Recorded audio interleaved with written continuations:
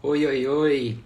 Hoje o tema é muito interessante, é sobre a saúde dos nossos pets e a convidada é simplesmente a médica veterinária, doutora Renata Medina.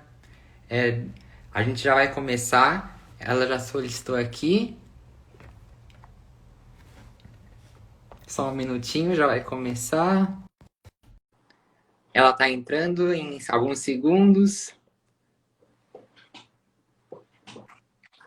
Olá, Olá! Oi, doutora Renata, tudo bem? tudo bem? Tudo certo, deixa eu ver se eu arrumo Hoje, aqui pra ficar melhor. hoje Hoje é um tema muito interessante para todo mundo, né? É a saúde dos pets. E, e aí eu gostaria de começar a live, se você quiser, perguntando sobre como que começou na sua vida a vontade pela medicina veterinária, porque é uma coisa que todos nós gostamos. Com certeza. Eu acho que, assim, até pelo que meus pais falam, já começou desde que eu era muito novinha mesmo. Ó, o Olavo tá querendo participar. Desde que eu era muito nova, eu já queria pegar os cachorros na rua. Meus pais falavam que eu esticava a mão do carrinho. Era mais com o cachorro, porque o contato que você tem na rua era com o cachorro, né? Então, eu já queria mexer, eu queria levar todos da rua para casa. E aí, quando eu fui entendendo como que eu poderia cuidar e estar mais perto deles, eu vi que era sendo veterinária. Então, foi desde muito novinha. Acho que essa foi uma coisa que, assim, eu descobri muito cedo mesmo. Ah, é demais. É, eu também tenho um cachorro igual você tem aí. E, inclusive, você cuida do nosso cachorro aqui, Sim, o famoso sushi sopa. lindo! Sempre muito querido, ele é muito bonzinho. Nossa, é demais cuidar dele. Ah, sim. E eu tenho várias perguntas aqui para fazer. Eu vou começar aqui por uma que mais perguntaram, que é sobre ração ou comida natural. O que que as pessoas devem fazer ou começar por onde? Tá. A primeira coisa muito importante é que a gente até pode defender, sim, que a alimentação natural hoje é mais saudável para os animais, só que ela tem que ser feita de forma balanceada. E isso é muito complicado. Parece que é fácil, parece que é simplesmente dividir carboidrato, legumes e proteínas e que tá tudo bem, mas não é assim. Então, quando a gente decide dar exclusivamente alimentação natural, o paciente ele tem que passar por um nutricionista veterinário, então não é com um clínico, por exemplo, eu não posso prescrever uma dieta, tem que ser balanceada. E aí tem diversos suplementos que vão precisar ser administrados. Então não é tão fácil assim. É aí que está a questão, né? A ração é prática. A gente sabe que vai estar fornecendo, desde que a ração tenha qualidade, a gente sabe que vai estar fornecendo o que o animal precisa. Então é uma segurança maior. Hoje, dar alimentação natural, por melhor que seja, é bem complicado. Ah, sim, muito difícil, né? Porque tem que usar balança, tem que pesar tudo. É. Sim, a gente tem que fazer medicamentos que são manipulados, então não é qualquer cachorro que vai tomar, porque tem a questão do suplemento de óleos e tudo mais. Então, assim, antes a gente achava que era um pouco mais fácil, que era realmente só pesar e tudo mais, mas hoje a gente já sabe que é bem complicado. Mesmo os nutricionistas veterinários acabam muitas vezes optando pela ração, prescrevem a ração. Aí eu vi aqui que perguntaram se o cachorro não come a ração. O que eu recomendo é, às vezes, misturar um pouco de proteína, que eu costumo misturar ou frango, peito de frango, ou a carne moída, eu dou preferência para patinho, por causa da gordura. E aí cozinhar a carne só na água, sem nenhum tipo de tempero, e colocar como se fosse uma bonificação na ração. E aí, se o cachorro não comer nem assim, aí tem que passar com o nutricionista veterinário e aí fazer tudo certinho. Mas vai dar trabalho, não é fácil. Ah, sim. É, eu sei que eu já passei por isso, inclusive a comida natural, ela influencia muito no intestino do cachorro, né? Sim, sim, E bastante. aí tem que cuidar dessa parte. É, a outra pergunta que eu achei aqui é sobre ossinho, se pode dar aqueles ossinhos grandes, brancos, ou se não é recomendável. Então, na verdade, essa é uma questão um pouco complicada, por quê? O osso branco, existem marcas que são um pouco melhores e marcas que são bem ruins, principalmente por causa da quantidade de gordura, que é ruim para os animais. Então, de forma geral, eu sou contra.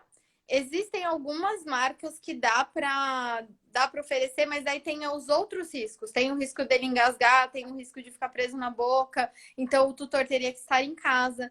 Aí eu recomendo que compre um osso bem maior do que o cachorro. Então, a minha pincher tem 3 quilos. Se eu fosse comprar um para ela, eu ia comprar o tamanho médio ou até o grande. Porque a intenção não é que ela fique engolindo o osso, é que simplesmente ela fique roendo. Então, mas de forma geral é bom evitar, não é muito legal, não. Ah, sim.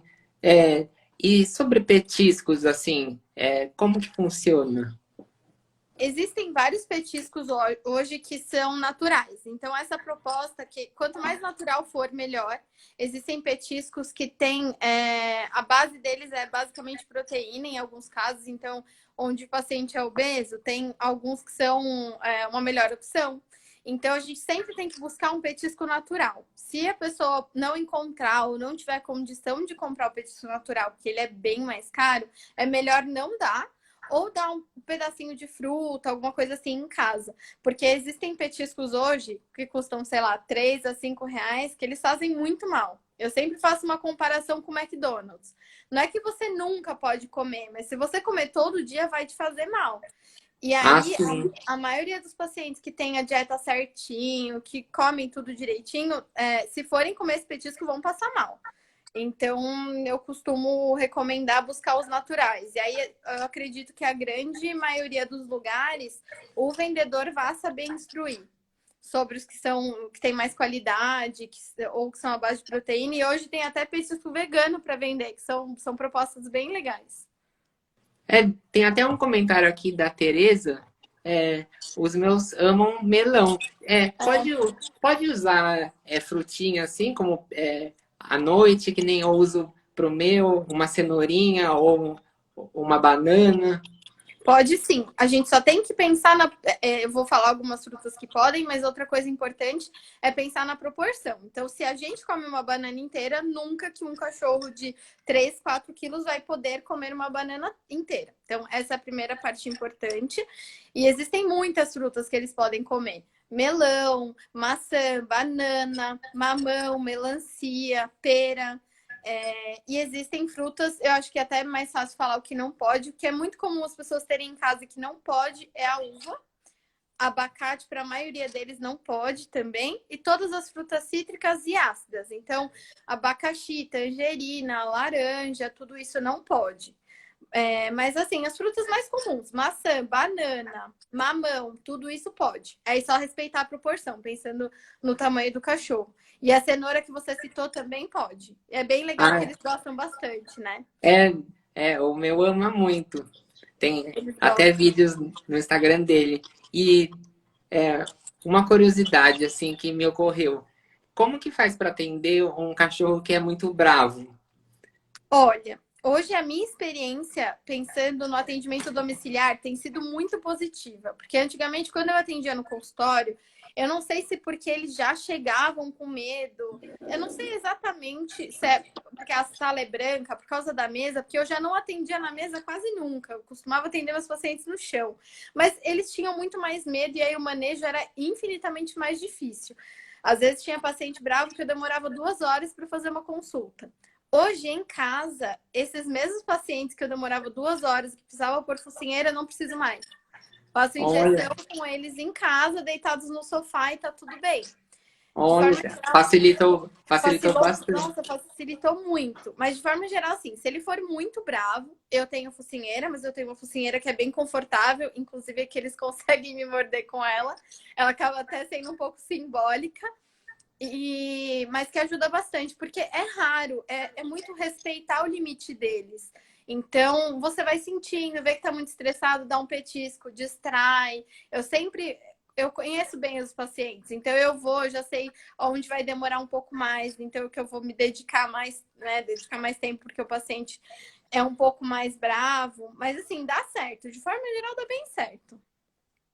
Ah, é, é bem legal. E outra pergunta que eu vi que tinha uma pessoa que perguntou sobre banho em gatos. Você acha que é interessante? Olha, na verdade, os gatos, assim, a questão de precisar tomar banho, eles não precisam, a não ser que eles tenham alguma lesão dermatológica. Então, às vezes, eles estão com algum problema na pele ou no pelo que precise do banho. Mas daí vai ser um banho terapêutico, que a gente chama, que é com um banho de tratamento. De forma geral, o gato não precisa tomar banho e a gente tem que lembrar que para ele vai ser uma tortura. Então, assim, Ah, para cachorro já é. Se você dá banho toda semana no seu cachorro, já posso te garantir que 90% deles não gosta do banho. Ele pode, sim. às vezes, gostar do banhista, gostar de ir no pet shop porque vai interagir e tudo mais, mas o banho em si eles já não gostam. Então, e o gato é um animal que sofre muito de estresse. Então tem que ser uma coisa bem ponderada. Como não vai ser um animal Ah, que vai ficar cheirando e eles fisiologicamente não têm necessidade, eu só recomendo quando é um banho terapêutico ou se ele estiver cheirando por qualquer motivo. Às vezes eles passam mal, alguma coisa assim. E se a pessoa, se não é nenhuma dessas situações, essa pessoa quer muito, eu limito no máximo um banho por mês. Então, se a pessoa ainda entendi. quiser muito, porque, enfim, que dorme na cama, quer mesmo dar o banho, aí eu limito em um por mês. E o mais indicado para cachorro mesmo? Para cachorro, tem algumas raças que a gente tem que limitar a quantidade de banhos, mas de forma geral é um banho por semana. Existem exceções, às vezes o cachorro foi no parque, foi na piscina e pode dar mais de um banho. Mas eu recomendo só um banho na semana e algumas raças a cada 15 dias. Ah, entendi. Ah, Por exemplo, muito. a Akita, Show não precisa de banho semanal. Mas assim, basicamente pode dar. Uma vez por semana pode dar tranquilo. E interessante a gente falar de gato e cachorro agora, porque existe muito um preconceito, né? Que cachorro é bonzinho e gato não é. Gato não é. Eu falo que as pessoas que falam isso é porque nunca tiveram um gato. Eu não tenho um gato em casa, eu nunca tive a oportunidade de ter um gato, porque eu sempre tive cachorros e os meus cachorros não toleram de jeito nenhum, eles são bravos, enfim. E a questão do gato, quando você conhece, você se apaixona. Eu tive a oportunidade de trabalhar em um lugar onde a gente tinha um gatinho de adoção e a dona também tem gatos. Então eu ficava o dia todo com eles, né? Eu já era apaixonada, fiquei ainda mais. O gato ele já é um pouco mais independente. O cachorro anda atrás da gente na casa, o gato é mais comum que fique na dele, mas tem gato que anda atrás da gente, viu? É Tem gato que verdade. pede carinho, que pede comida. Assim, é também um pouco da forma que você cria. Eu tenho exemplo, a minha melhor amiga tem 3 gatos. Os 3 foram resgatados com idades completamente diferentes. Um tinha 3 meses, o outro 8 meses, a outra acho que já tem uns 2 anos. E os 3 são muito carinhosos, muito. Eles pedem carinho, eles sobem no nosso ombro. Então, assim, é a forma que você cuida também, né? De forma geral, dá pra deixar a personalidade deles bem parecida com a dos cachorros, viu? É verdade. Eu concordo com você. E a questão, uma dúvida pessoal minha, né? Eu castrei o sushi porque foi me recomendado na época quando eu comprei ele. O que você acha sobre a castração? Se você recomenda? Olha, essa é a maior, assim, a maior briga na veterinária de recomenda, não recomenda, quando recomenda, mas a minha opinião, assim, ela é bem formada. Eu estudei bastante para ter ela, porque a gente tem que ir pondo na balança, né? O que é bom e o que é ruim. O macho, a gente não tem tanta urgência para castrar do que comparado à fêmea. Então, o macho, desde que a pessoa não se incomode, que ele faça xixi pela casa marcando o território, que ele tem alguns comportamentos né, de ser territorialista, não tem problema castrar até o terceiro, quarto ano de vida. Mas eu geralmente recomendo castrar logo. Mas assim, a pessoa tem essa liberdade um pouco maior. Isso para cachorro, tá? Cachorro macho. O gato, tanto o macho quanto a fêmea, tem que castrar assim que ele tiver peso e tiver terminado vacina, o mais rápido possível. Porque a fêmea, ela entra no cio induzida pelo contato com o macho. Então, a gatinha, ela pode ter até 6 ninhadas no ano. Então, assim, isso para ela, para a saúde dela, é péssimo. Ela pode muito bem, inclusive, virar óbito por não aguentar, o organismo não aguentar. Fora que é nessas situações que geralmente acontece do gato sofrer acidente de cair da janela. porque ele Nossa. perde o equilíbrio, porque ele vai procurar a fêmea ou a fêmea vai procurar o macho. Então, fêmea e macho de gato, assim que tiver peso, idade também, claro, mas assim que tiver, que for possível, que geralmente é com 3, 4 meses, eu já recomendo castrar. Aí agora a cadela, né? A fêmea, a cachorrinha, aí a gente tem a questão de castrar antes do primeiro cio ou antes do segundo cio. Eu costumo recomendar esperar o primeiro cio vir e castrar antes do segundo, porque quando a gente castra antes do primeiro, tem alguns trabalhos que falam que pode causar alguns problemas. Então, se a pessoa pode esperar, se ela não tem outros cães na casa que, né, que possam cruzar com ela e ser um problema, eu costumo recomendar esperar o primeiro cio vir, mais ou menos um mês depois que o sangramento parar, aí castrar. Mas aí tem que castrar mesmo, porque aí a gente protege de 97% tumor de mama. Então isso é bem sério. Ah, sei. É muito interessante. É, Essa parte hormonal bem legal de estudar. ah, sim. É, uma outra pergunta que eu escrevi aqui, no caso do meu cachorro, que eu conheço mais o meu, né? E Uhum. ele tá sempre com o focinho molhado. E eu já conheci cachorros que têm o focinho seco. Isso tem alguma relação com a saúde ou não? Não necessariamente, porque ele não precisa estar úmido o tempo todo, mas geralmente quando está muito ressecado, tem alguma coisa errada. Às vezes é simplesmente o ressecamento, que precisa de uma hidratação, alguma coisa assim.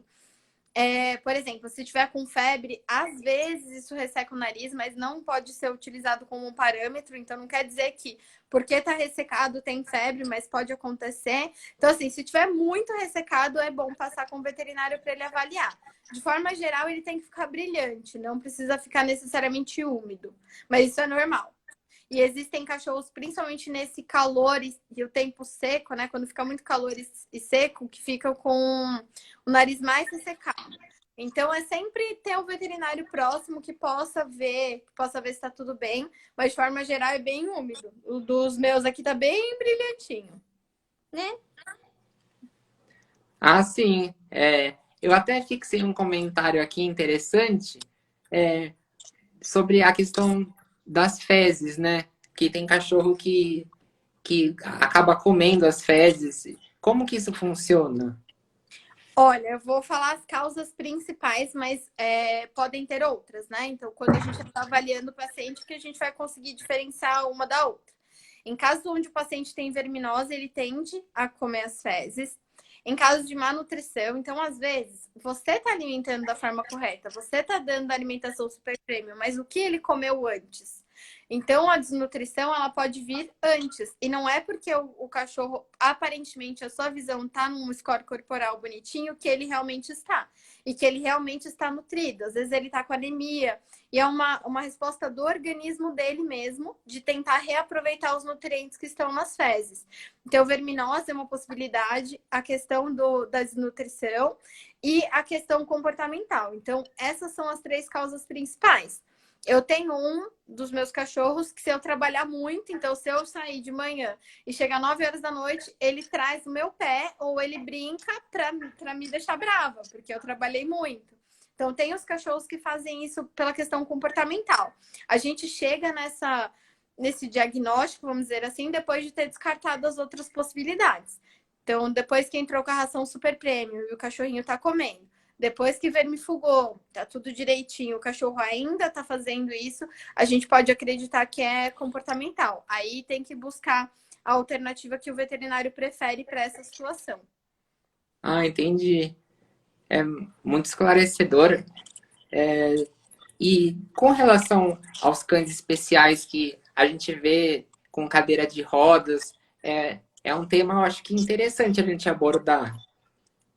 Eles têm algumas necessidades especiais, principalmente da questão articular, e às vezes por tomarem analgésicos a gente tem que se preocupar, pela questão do peso a gente tem que se preocupar, porque geralmente é um animal que acaba gastando menos energia, então ele com certeza, todos os cães que têm necessidades especiais, seja ela qual for, às vezes até o fato dele não enxergar, a gente precisa ter um manejo bem especial para ele. Então, o veterinário tem que olhar cada caso. Então, ele é ceguinho, mas ele está conseguindo se movimentar, o quanto ele está gastando de energia para ver se precisa ajustar a quantidade da ração. A questão de um animal que não anda, que suplemento que a gente pode usar para a parte muscular. Então, assim, os cães com necessidades especiais, eles precisam de um cuidado bem particular, inclusive alimentar e às vezes medicamentoso, para poder cuidar melhor. Ah, entendi. Eu vi aqui esse comentário, eu vou até fixar, sobre vermífugo, né? Também é uma dúvida minha. O que que você recomenda de modo geral?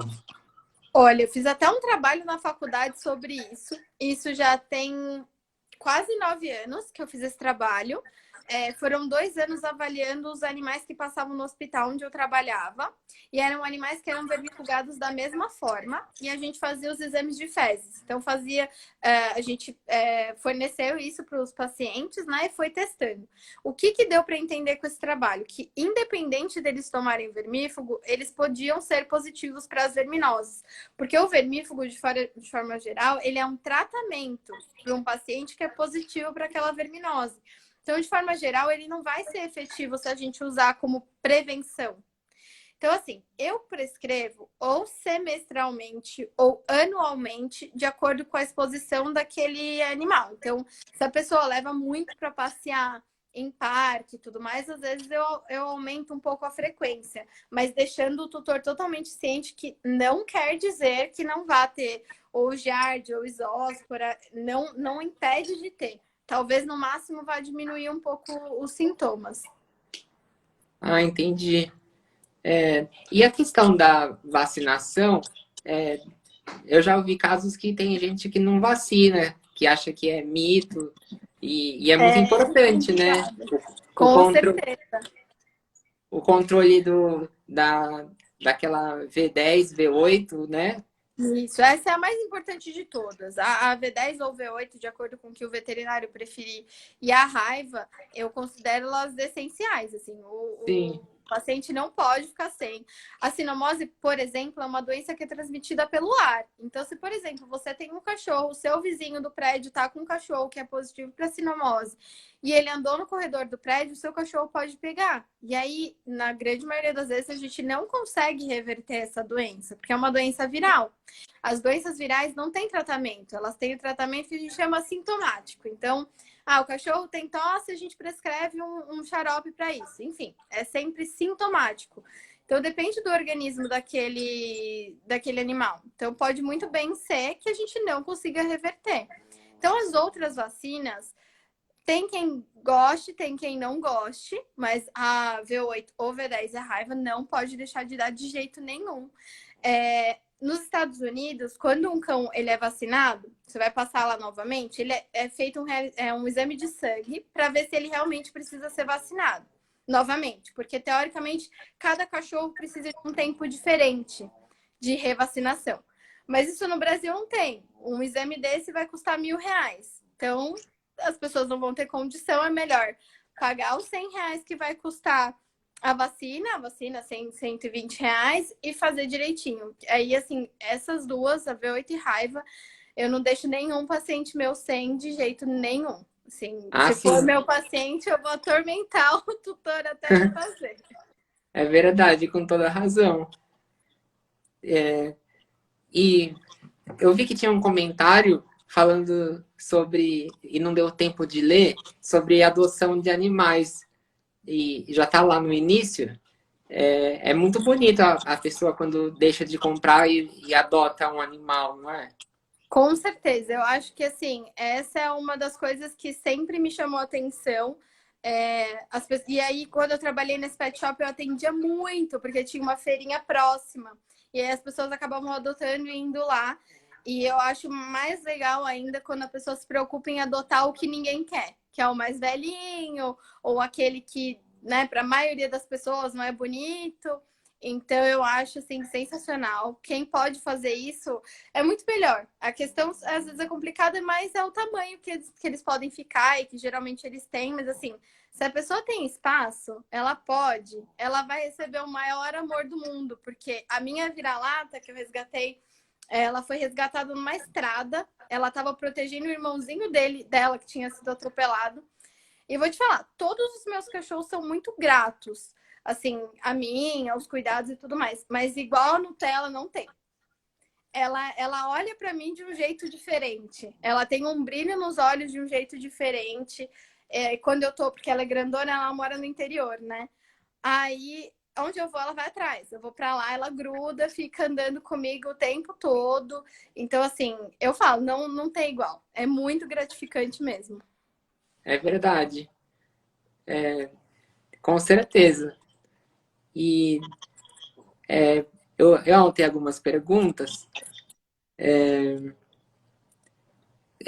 em média, assim, é claro que não dá para falar de modo generalizado. Eu não sei se dá a expectativa de vida de um cachorro e de um gato, né? É um pouco complicado porque depende do tamanho do cachorro. Isso é uma média, tá? Também não é uma regra. A gente pode se surpreender tanto para mais quanto para menos. Mas hoje em dia, um animal bem tratado, que faz tudo direitinho, gato a gente vê viver 22 anos. Olha, Entre 16 e 20, a grande maioria.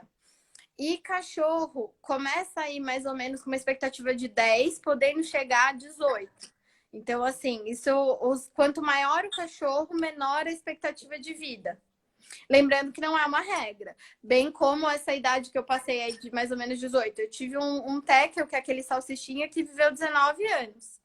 Então, mas tem cachorros que vivem mais e tem cachorros que, por uma série de predisposições, podem viver menos tempo. Mas, de forma geral, quanto maior o tamanho, menor a expectativa de vida. E gato tem uma expectativa super alta. Eles são bem fortes. olha, aqui tem um comentário. A minha poodle durou 20 anos. Isso é muito bom, né? A gente brinca na veterinária que os poodles são os mais fortes de todos. Assim, Olha, a gente vê eles às vezes tendo 5 doenças todas ao mesmo tempo. A gente olhar para ele na internação e falar: nossa, não vai ter jeito, não tem mais o que fazer, e melhora. E aí sai da internação, depois volta para vacinar, é assim, muito legal. olha. E em qual idade do cachorro que ele é considerado que ele fica idoso? Isso também vai ser de acordo com o tamanho dele, né? Então, quanto maior ele for, mais rápido a gente vai considerar idoso. Então, de forma geral, os cachorros de porte pequeno, mais ou menos com uns 12 anos, 12, 13. Os cachorros de porte grande, com 7, 8 anos. E o porte médio, mais ou menos uns 10, 11, assim. Mas isso realmente é uma média. Às vezes a gente vai ver um cachorro com 14 anos que tá correndo como se ele fosse um filhote ainda. O Ah, meu, sim. com 17, tava mordendo o cara da net que foi arrumar a TV em casa. Então, assim, às vezes eles surpreendem a gente do quanto eles podem ser fortes. É verdade. Eu vi que tinha uma pergunta que passou aqui, se o gato também precisa vacinar ou é só o cachorro? Precisa sim. E o do cachorro V8 e V10, o gato também tem a opção V4 e V5. Hoje a gente já sabe que a mais adequada é a V5, mas ela precisa fazer o exame de sangue antes. E eles também tomam a de raiva. Então, o protocolo de vacina do gato é bem menor do cachorro, bem menor mesmo, tanto em quantidade de doses quanto de vacinas que tem disponíveis, mas precisa vacinar sim. E tanto cachorro quanto gato, as vacinas são anuais. Então, depois que você terminou todo o protocolo inicial, ela passa a ser anual. Ah, entendi. E uma coisa que é, muita gente não sabe é que tem, dentro da especialidade de veterinários, tem várias, né? Uma delas é que eu conheci, que eu levei o meu cachorro para fazer limpeza de tártaro, né? Odontologia. Sim, E tem sim. A é, gente hoje tem igual, eu acredito que se não forem todas que tem humano, a grande maioria, porque, por exemplo, eu me especializei em neuro primeiro e aí uhum. agora eu tô fazendo endócrino. Então, primeiro eu tava cuidando da parte neurológica e agora da parte hormonal. Então, Olha que interessante. tireoide, diabetes, obesidade, tudo isso. Então, é o que torna, é o que faz a veterinária, a gente tem um sucesso muito maior, porque a gente consegue, dessa forma, tratar da forma mais adequada cada paciente.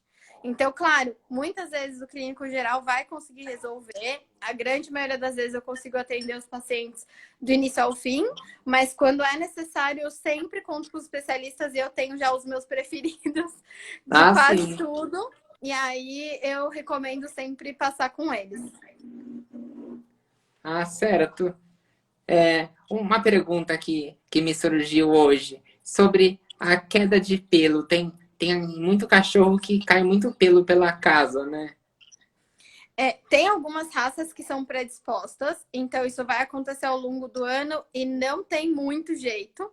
Tem um procedimento que pode ser feito, a maioria dos banho-tosas fazem, que chama remoção de subpelo. Em algumas raças pode, em outras não, mas o banho-tosa vai saber orientar isso, eu acredito. E aí vai ajudar. Por exemplo, o pug, que cai muito pelo, fazendo essa remoção de subpelo ajuda a cair menos. Mas as raças que são predispostas, às vezes o suplemento ajuda, mas vai melhorar uns 20, 30%. De resto, não tem jeito. E aí tem que lembrar que 2 vezes por ano eles têm a troca principal do pelo. Então vai cair o pelo do corpo inteiro e nascer o novo. Então é sempre na troca de temperatura, do calor para o frio e depois do frio para o calor. Então agora julho é a principal troca do ano. Assim, a maioria das pessoas fica até assustada com a quantidade de pelo que cai, mas isso já é esperado. E aí nessas situações não tem o que fazer. Vai cair mesmo, depois para. Mas quando as pessoas vão ter um cachorro, elas têm que se preocupar em ver isso, porque tem cachorro que cai muito pelo. E aí, se a pessoa se incomoda ou tem alergia, tem que buscar uma raça que caia menos, né? Ou alguma alternativa. Sim. Aqui uma pessoa perguntou: qual a melhor raça para criança? Olha, na verdade, depende um pouco da situação e também depende de cada filhote. Por exemplo, o Shih Tzu é uma raça que eu recomendo muito para criança, mas tem uns Shih Tzus que podem ser filhotes muito calmos, muito quietos, e aí acaba não correspondendo à expectativa da criança, da interação, de correr, brincar. Mas o Shih Tzu, o Maltês, dependendo do filhote, também dá certo. O Maltês é um pouquinho teimoso, mas na hora de escolher o filhote dá para sentir um pouco. O York, dependendo do tamanho, porque hoje em dia eu vejo muito York de 1 quilo, 2 quilos, aí é ruim, porque aí você tem que ficar limitando muito o que a criança vai fazer, porque é um cachorro extremamente sensível. O Tekel, que foi que eu ganhei com 7 anos, foi o meu maior companheiro e, assim, foi sensacional. Então, eu tive uma boa experiência. Então, mas de forma geral, a grande maioria das vezes eu acabo recomendando o Shih Tzu, ou o Tekel, o Maltês e York, que são os Legal. pequenininhos, né? Uhum. Aqui, TV Superativa tinha perguntado uma questão, mas já passou. Se puder perguntar de novo, daí Eu acho que gente... eu acho que eu vou olhar aqui. Peraí, que eu vou subir. Aqui. Perguntou se pode usar o shampoo, se shampoo de humano causa danos na pele dos animais.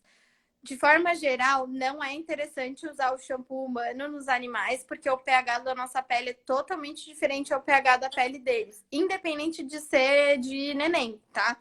As pessoas falam, mas eu vou usar o Johnson's.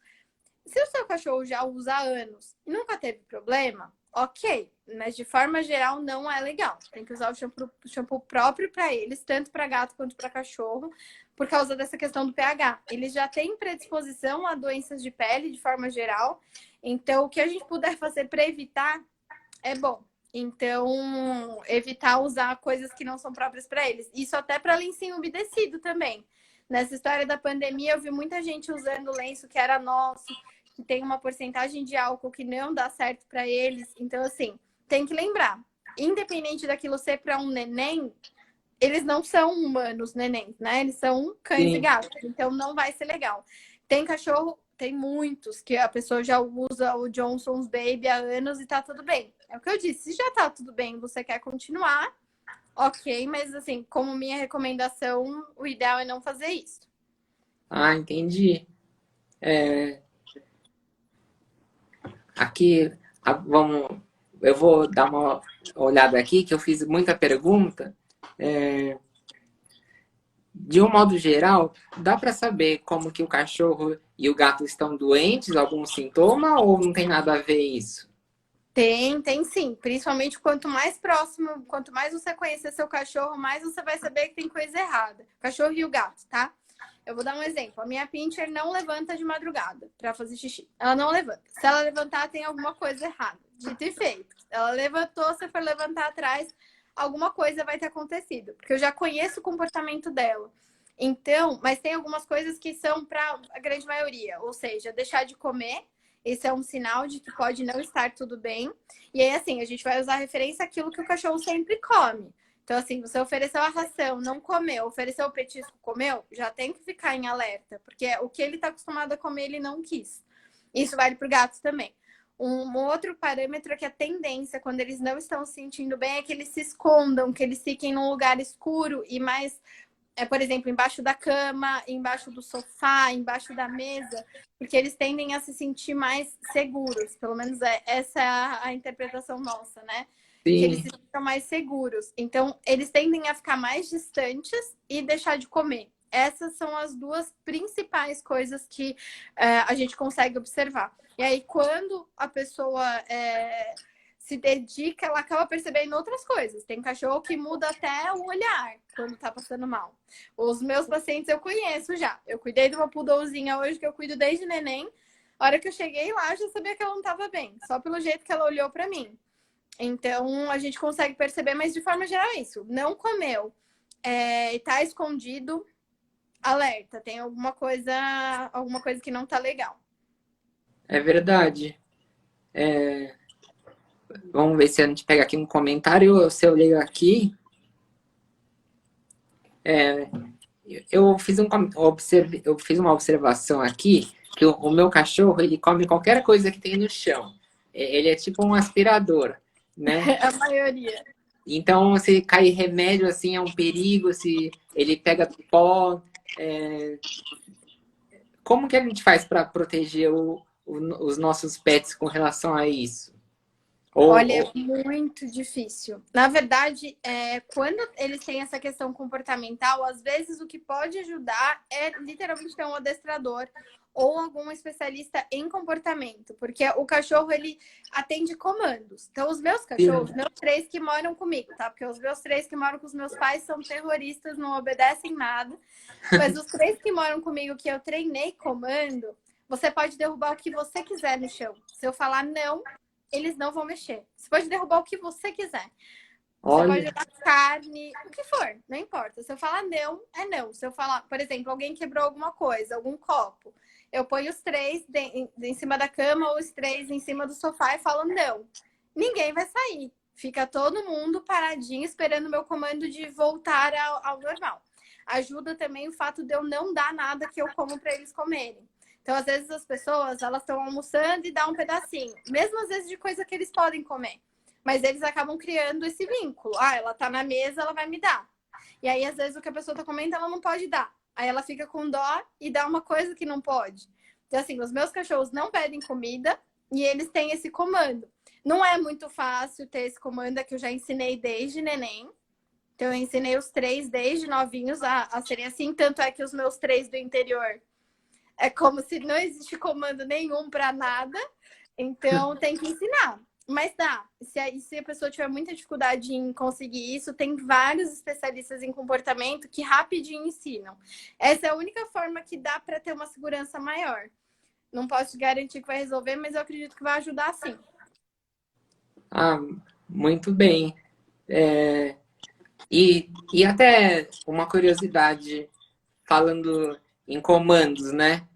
Existe algum estudo dizendo quantos comandos um cachorro pode ter?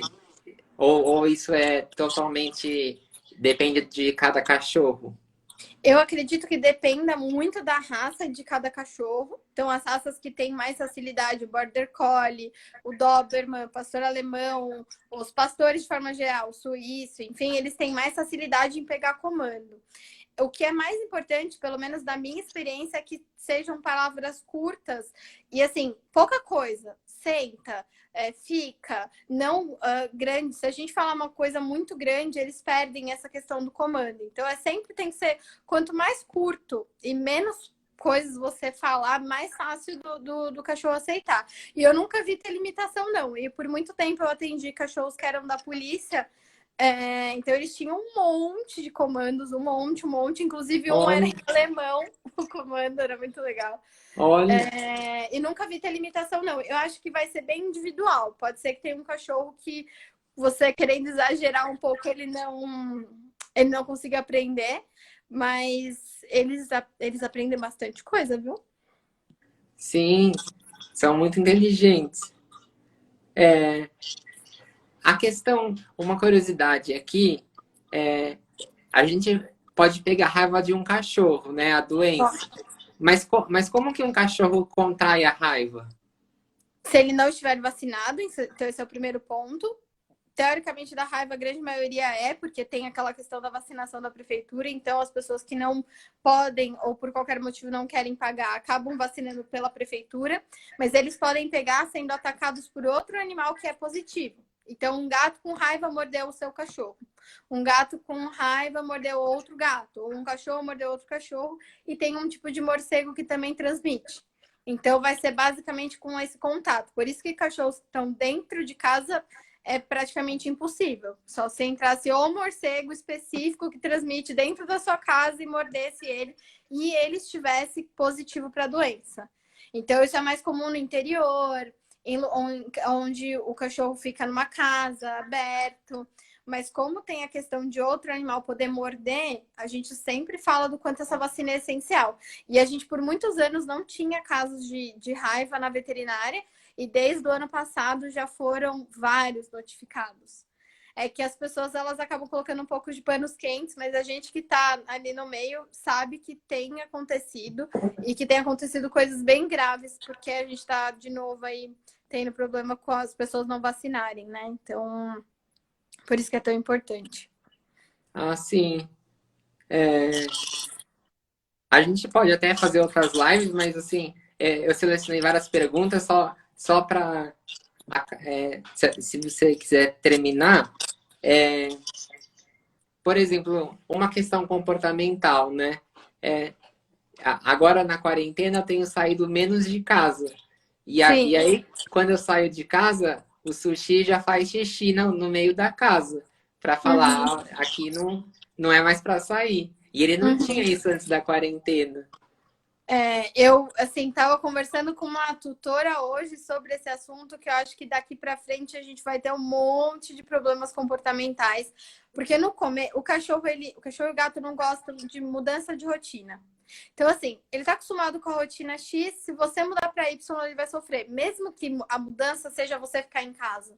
Ele não está acostumado que você vai estar em casa fazendo barulho, bagunça, acordando ele, mudando a rotina da hora que ele vai comer. Então, isso já no começo da quarentena foi esse o problema. As pessoas me ligando falando: meu cachorro tá doente porque ele dorme o dia inteiro. Eu falava: não, ele dorme o dia inteiro, é que você não via. Enfim, então no começo era o contrário, eram eles se adaptando e eles ficando, sim, às vezes muito ansiosos, lambendo patinha, chorando, latindo. Isso foi no começo. E agora que todo mundo vai em breve voltar a trabalhar, a gente vai viver tudo isso de novo. Existem casos mais leves e casos mais graves. Eu me interesso muito por comportamento, então eu costumo ajudar bastante cada caso, mas quando o caso é muito grave, de novo entra aí um especialista para conseguir ajudar. Mas eles estão sofrendo sim, desde o começo disso tudo, até porque, isso é minha opinião, eu acho que eles pegam muito da nossa ansiedade. Então, o fato da gente estar estressado, da gente estar vivendo um momento que ninguém sabe o que vai acontecer, a gente não está normal em casa. E eles sentem. Então, quanto mais estressada a pessoa tá, quanto mais com medo, eles sentem. Então, assim, isso é a minha opinião, né? Eu acredito que isso influencia bastante. Também no grau de ansiedade deles. Ah, entendi.